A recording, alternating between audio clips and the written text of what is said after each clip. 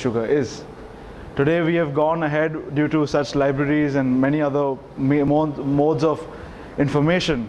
We've got a lot of knowledge on diabetes per se, what are the implications and what are the problems.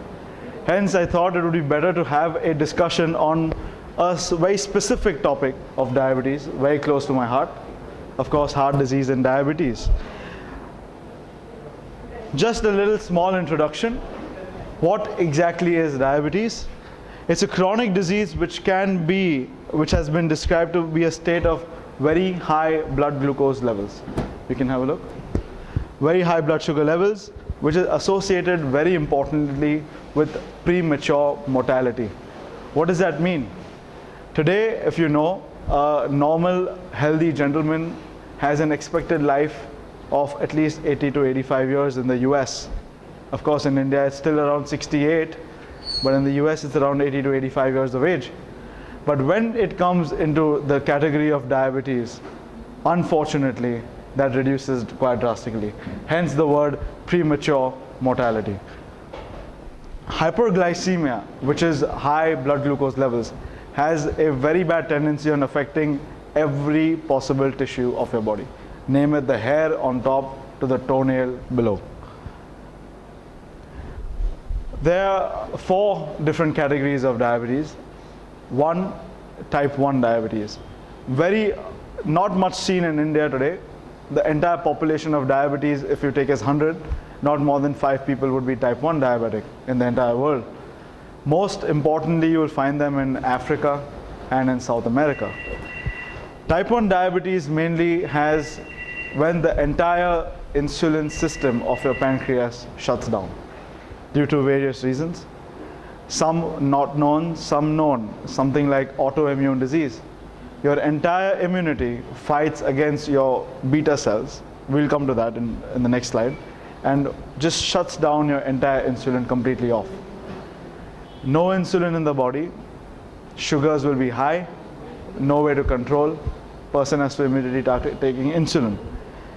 Generally you see them the young age, they are less than 18 years, less than 20 years, you don't see them beyond them. Unless of course there's another condition called LADA, which happens in the later age of life.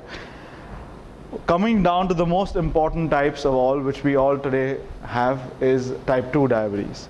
90% of the entire population of diabetics is type 2.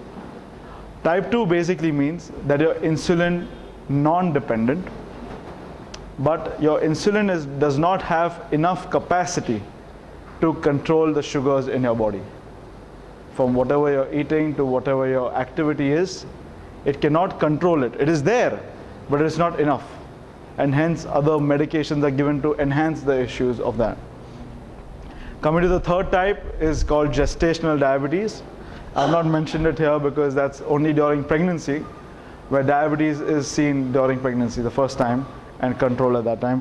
And fourth is other types. Some congenital abnormalities like pancreas is not there itself from birth, to shrinkage of pancreas within the first 5 years of life, to many autoimmune disorders which are not related to diabetes but just suddenly affect the pancreas, to cancer of the head of pancreas which leads to diabetes, to stones forming inside the pancreatic duct which would prevent the insulin to be formed and you get diabetes, so on and so forth. Just a little brief, how do you diagnose diabetes? Diabetes today easily has been defined as a check of just blood sugar. If you do a venous sample of your fasting blood glucose, which is your early morning when you've woken up after a good 8 to 10 hours of fast, it should be anything above 126 milligram per deciliter to after 2 hours of having any food, a good meal, not just one small piece of food, a good meal or a 75 gram glucose load, which we'll come to, it'll be more than 200 milligram per deciliter is called type 2, or just let me say it's called diabetes.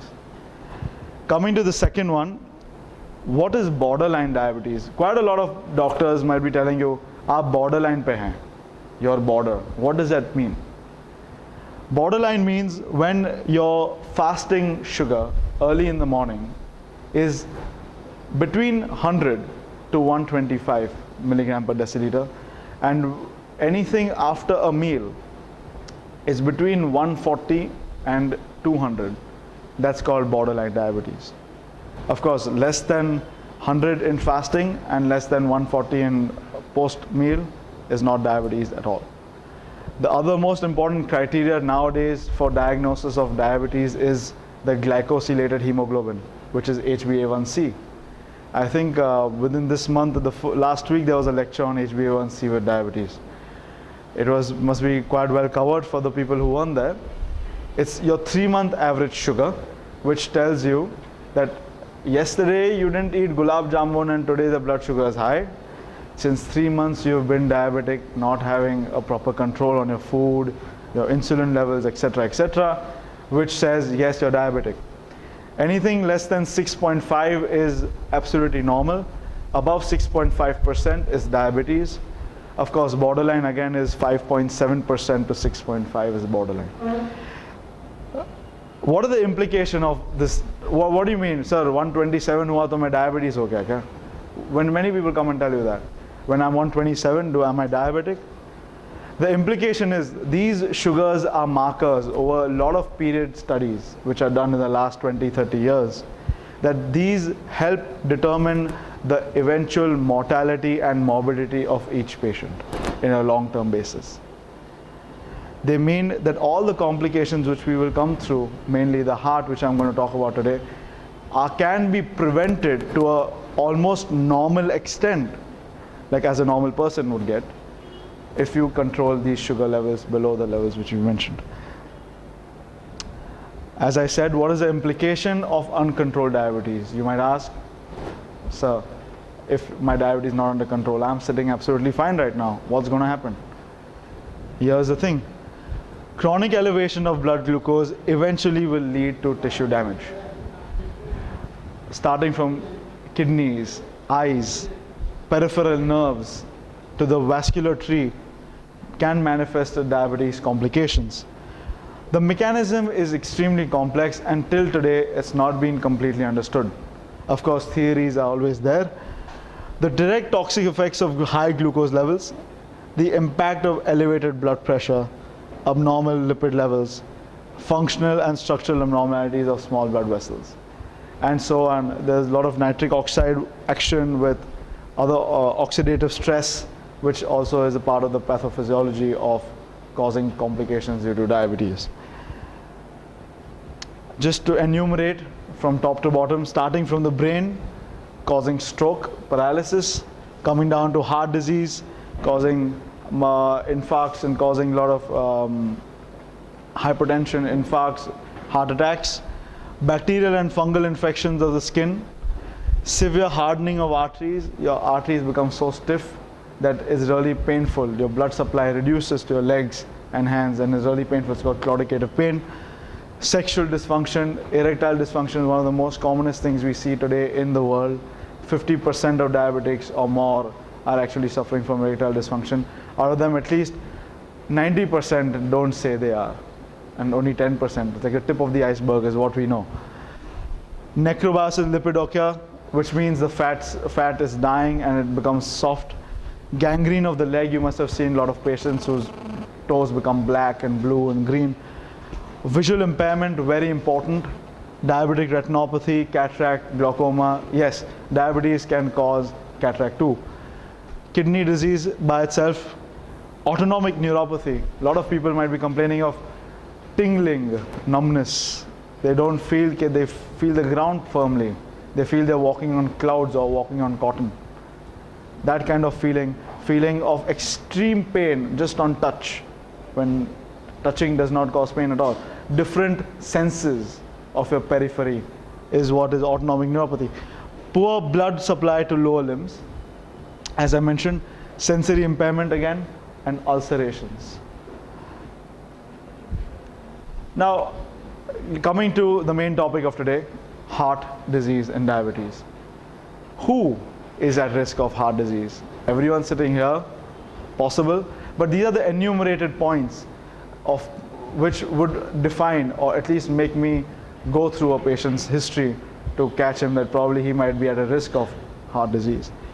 Advancing age, most important. Diabetes and other high blood glucose conditions. Other high blood glucose conditions means any medication you're taking which can cause increase in blood sugar, something like steroids. Dyslipidemia, which means your cholesterol levels are off the charts. A genetic background, very importantly. A lot of times you see from the father comes to the son, from the mother comes to the family. High alcohol consumption. High alcohol consumption obviously means anything above 2 peg a day. But that does not mean we have 2 pegs a day, it won't have. No, that's not the point. Hypertension, blood pressure. Insulin resistance, we'll come to that. Left ventricular hypertrophy, male gender, menopause, obesity, sedentary lifestyle, smoking. All the ones in red you can see, today we have in our hand to change them. You can't change if you're a man, you can't change if you're menopaused. But yes, you can change if you're smoking, if you're having alcohol, and if you have uncontrolled diabetes. Yes, you can change.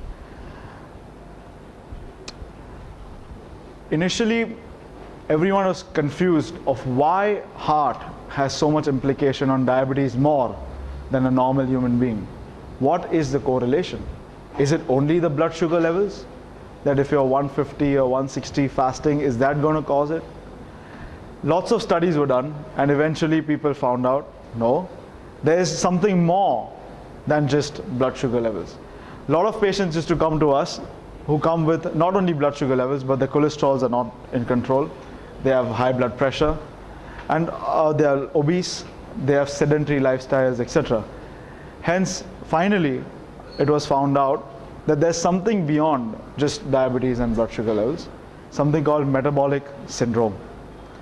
Initially it used to be called syndrome X, no one knew what it was, but now it's been defined and diagnosed as metabolic syndrome. The close association of type 2 diabetes with cardiovascular disease has led to the hypothesis that they both share a common antecedent. There is something beyond the connection of just sugar levels. This concept has been labeled as metabolic syndrome by the World Health Organization and others. What is metabolic syndrome? Impaired glucose regulation, which is uncontrolled diabetes, dyslipidemia, hypertension, insulin resistance, obesity. Impaired glucose, we all understand. Dyslipidemia.